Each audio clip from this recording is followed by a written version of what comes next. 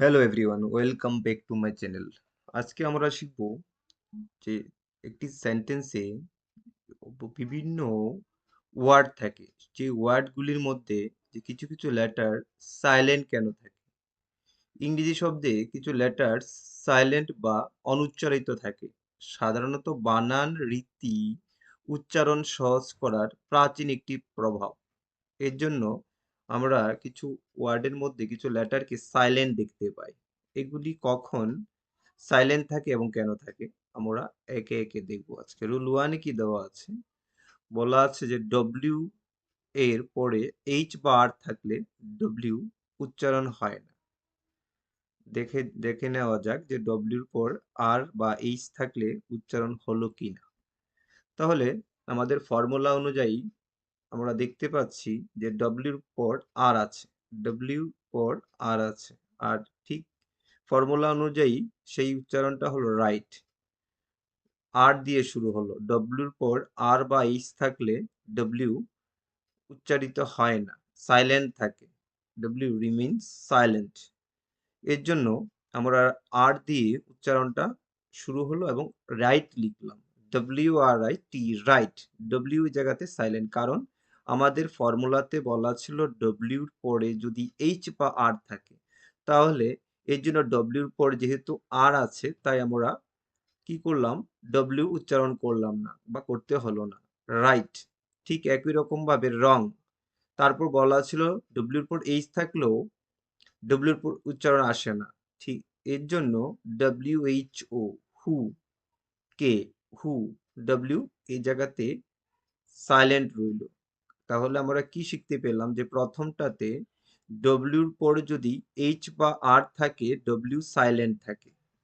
Rule two কি বলা আছে, শব্দের শুরুতে কে এন থাকলে, কোনো ওয়ার্ডের শুরুতে কে এন যদি থাকে তাহলে সেই সাউন্ডটা হবে ন, দন্তান্ন, এন দিয়ে সাউন্ডটা শুরু হবে, কে সাইলেন্ট থাকবে, কে উচ্চারিত হবে না। কে ডব্লিউ যেমনটা ছিল, ঠিক এই ক্ষেত্রে যখন কোনো ওয়ার্ডের শুরুতে কে আর এন একসঙ্গে থাকবে, শুরুতে কে আর এন যদি একসঙ্গে থাকে তাহলে কে সাইলেন্ট থাকে। যেরকমটা নলেজ, কে এই জায়গাতে সাইলেন্ট রইল আর এন দিয়ে উচ্চারণটা আসলো। ঠিক একই রকম ভাবে নাইট, নি, নিট, এগুলি কেটা সাইলেন্ট রইল। তাহলে আমরা কি শিখতে পেলাম যে কোনো উচ্চারণের শুরুতে কে আর এন থাকলে এই ক্ষেত্রে কেটা সাইলেন্ট থাকে, উচ্চারণ এন দিয়ে শুরু হয়। আবার শব্দের শেষে যদি, রুল থ্রি কি বলছে, শব্দে বা ওয়ার্ডের শেষে যদি ই থাকে ইর উচ্চারণ হয় না। যেমনটা নেম, NAM, নেম, তাহলে যে ইর উচ্চারণ আসেনি, আমরা একবারও বলিনি নামি, একবারও বলিনি কাম, এম পর্যন্ত ঠিক ই সাইলেন্ট রইল। টেক, TAKE, টেক, টেক, তাহলে ঠিক নেওয়া, ফেক, ই সাইলেন্ট রইল। তাহলে কি পেলাম যে কোনো ওয়ার্ডের শেষে যদি ই থাকে তাহলে ইটাও সাইলেন্ট থাকে। এছাড়া রুল ফোর কি বলল, MB পরপর যদি একসঙ্গে থাকে, MB কোনো ওয়ার্ডের মধ্যে যদি এম আর বি একসঙ্গে থাকে তাহলে বি এর পর কোনো ভাওয়েল না থাকলে বি উচ্চারিত হয় না। যদি কোনো ওয়ার্ডের মধ্যে এম আর বি একসঙ্গে থাকে তাহলে আমরা বি অনুচ্চারিত থাকবে এবং বি উচ্চারণ করতে হবে না আমাদের। যেমনটা বম, BOM, বি এর উচ্চারণ আমরা বলিনি, আমরা একবারও বলিনি বম্ব, বি আসে না, আমরা বলি বম।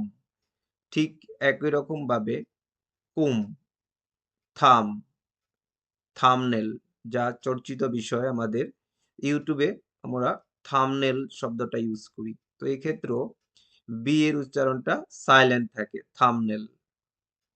তাহলে কি পেলাম যে এম আর বি যখন একসঙ্গে থাকবে এবং বি এর পর যখন কোনো প্রকার ভাওয়েল থাকবে না তখন বি সাইলেন্ট থাকবে। এম আর বি একসঙ্গে থাকলে এবং বি এর পর যখন কোনো ভাওয়েল থাকে না তখন বি সাইলেন্ট থাকে। এম বি একসঙ্গে থাকলে বি সাইলেন্ট থাকে। রুল 5 কি বলা আছে? ওয়ার্ডের শেষে আইজিএন থাকলে তার উচ্চারণ আইন হয়।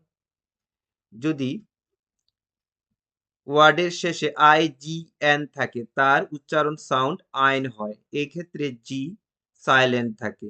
Example, design, DES IGN. তাহলে আমরা কি করলাম? ডিজাইন, জির উচ্চারণ আসলো না, জি সাইলেন্ট থাকে। যখন কোন ওয়ার্ডের শেষে আইজিএন থাকবে তখন আইজিএন এর সাউন্ডটা হবে আইন।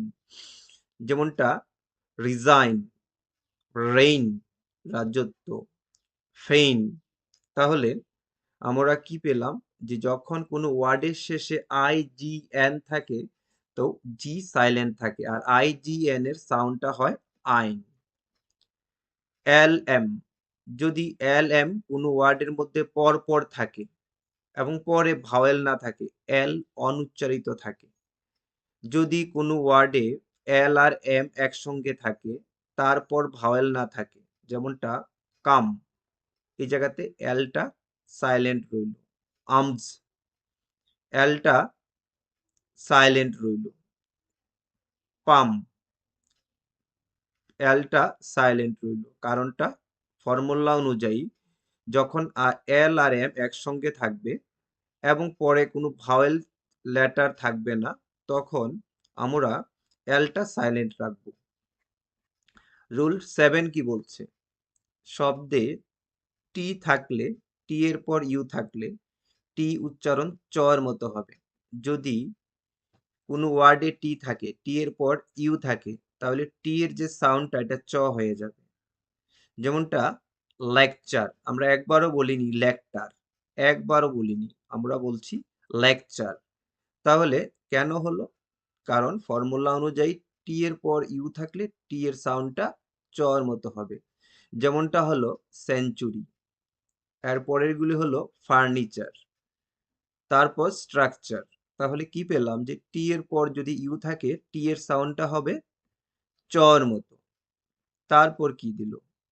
এল আর কে একসঙ্গে থাকলে এল উচ্চারিত হয় না। যদি কোনো ওয়ার্ডের মধ্যে এল ও কে, এল কে একসঙ্গে থাকে তাহলে এল সাইলেন্ট থাকে। যেমনটা walk, W A L K, walk, আমরা একবার ওয়াল্ক বলিনি, এলটা সাইলেন্ট। কারণ ফর্মুলা অনুযায়ী এল আর কে যদি একসঙ্গে থাকে তাহলে এলটা সাইলেন্ট থাকবে। যেমনটা হয়েছে টক, আমরা টল্ক বলিনি, টক কথা বলা, ফুক পল্লী বা গ্রামীণ। তাহলে এল আর কে একসঙ্গে থাকলে কি বুঝলাম? যে এল সাইলেন্ট থাকে। তাহলে এই সাইলেন্ট শব্দ বা ওয়ার্ডগুলি, লেটারগুলি আমাদেরকে অনেকটা কঠিন পরিস্থিতির মধ্য দিয়ে যেতে হয় আমাদেরকে।